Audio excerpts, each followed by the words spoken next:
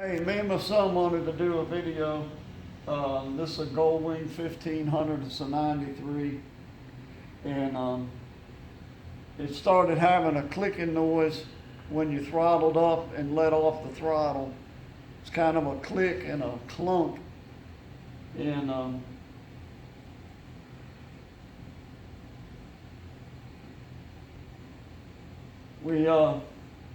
we went on the internet to try to figure out what was going on. And the old Goldwings had a problem with the shifting fork, and we thought that it probably was going to be in the transmission, or we didn't know. We jacked it up, and I thought it was a universal noise, and we inspected the rear universal, and it was tight, and I still thought it was a universal joint, and so we disconnected. We were turning the drive shaft, and you could feel the drive shaft had kind of a grinding feel to it, and I kept thinking it was the universal. I kept going with that and hoping and praying it wasn't in the transmission.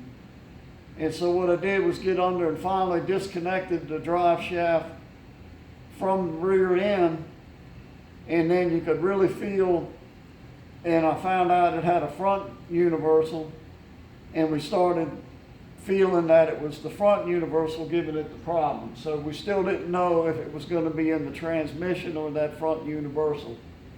So what we ended up doing, as you can see, we unmolded the rear end and slid it as far right as it would possibly go to get the differential out of the way.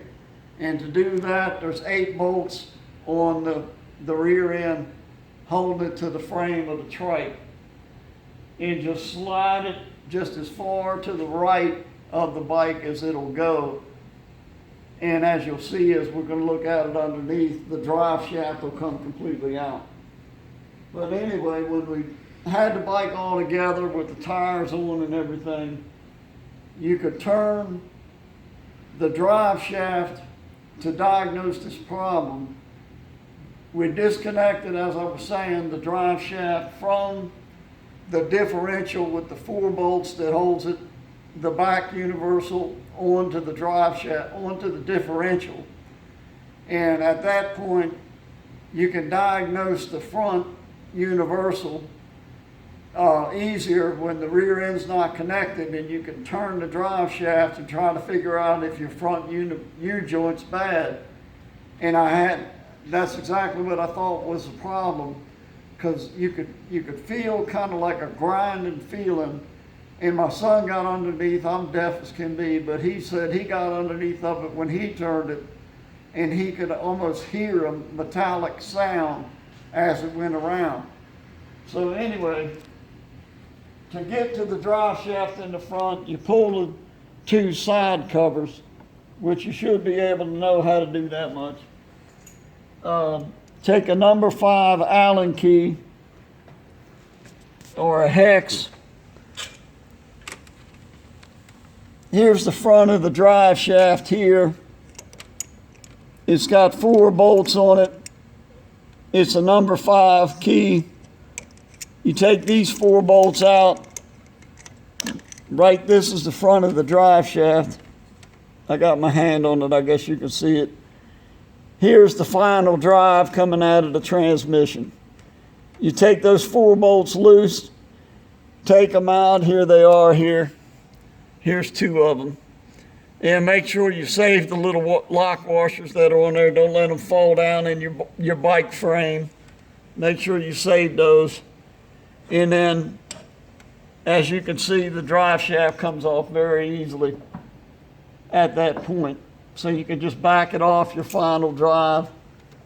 And if you want to spin that around a little bit, you can feel that, see if there's any roughness there. In mine, there wasn't, thank God. Anyway, at that point, you're done up front. I guess we could go underneath. Take a look at this, Joe. I'm Harry, my son's Joe. Here's the frame points that hold. There's 8 bolts. There's 4 on this side from the frame, and there's 4 on the other side holding the axle.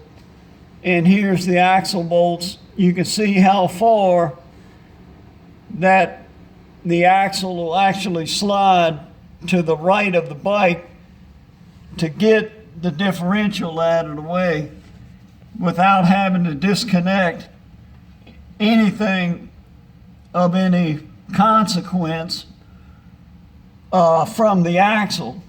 There's no, on my particular bike, this is a Champion conversion kit, the shocks are not connected to the axle itself. The shocks are connected to the frame. The only thing connected to the axle is this, what's this, Joe? Brake line. The brake line, it's whatever this is, it's Braided. yeah, it's a braided line. Thank you, son. And it's got some slack on it, especially coming this way, but you can actually bring this far away. As you can see, that's a good 3 inches to the right, and that gets that differential 3 inches away from the center point where the axle is. And you can see as we go under, that gives you plenty of room to back that axle out from the frame points where it is underneath. So we'll go under and I'll show you that. As you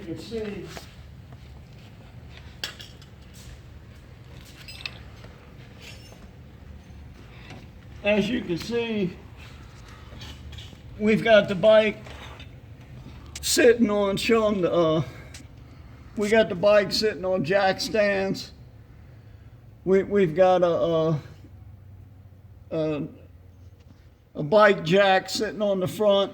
I mean, sitting on the back there where the trailer hitch is, trying to be a little safe. My bike still has the old kickstand. We got that down, trying to be safe. And here's what I was talking about, the differential being 3 inches to the right. As you can see, can you see all this, Joe? Yep. All right, here's what's left of our drive shaft. We destroyed the U-joint on the back, not realizing that we needed to take the drive shaft loose. We destroyed the universal that was here and the mating plate that was there. Rising cost of an education is what I usually say at this point. But anyway, the drive shaft will now come out of the frame very easily, and the new one will go back in. The way they put this Champion together, you don't have any clearance with this differential and where the drive shaft is unless you do what we're telling you, and that is to move this axle out of where it's mounted, block it up the way we showed you with the blocking. We used some car stands, some cinder blocks, and a couple of chunks of wood, and we've turned this axle and we've moved it completely to the right as far as it would go without disconnecting the brake line. And that's about the simplest way we could figure to get this axle in and out of this trike. And we already got it out before by destroying the universal joint, and now we put it back in just to show you how easy it would be to remove 8 bolts and slide that thing to the right so we could get the new one in, which we got on order. You could probably service the axle. What we found wrong, show them what's wrong with this. We did find our problem. Hear that click? Can you see that bad universal, Joe? Yep. You can see where it's tore up. Yep. Are you seeing that in the camera? Mm-hmm. All right, that is our clicking and our clunking sound. As I thought this bike had a bad universal, it turned out to be the universal and not the transmission, thank the good Lord. But after all this trouble, we found out that this universal's bad.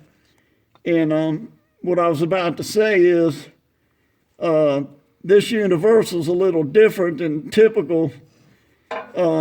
It doesn't have the retaining clips in here. I don't know, I haven't tried it, but we didn't try to knock this out to see if we could get this one out without destroying the axle itself and just try to replace the universal.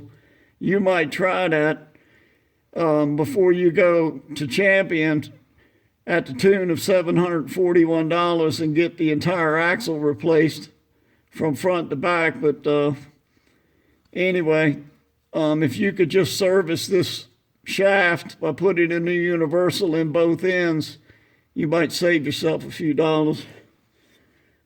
But anyway, that's where we're at. We've got a new shaft coming, and we'll be back in business, it looks like. Just slide the new shaft in and bolting it up. And we'll take some pictures of doing that and post that when we get that back together. And hopefully we'll be going back down the road again without the clicking and clunking. So that's about what we wanted to show you. We couldn't find the information we were looking on the internet, so we decided we would give you some pictures and talk about this. There's some few posts on the internet. We got a lot of bad information, and we wanted to try to put out some good information and some pictures about clicking and clunking on Goldwings. So there it is. And we hope this might help a few people.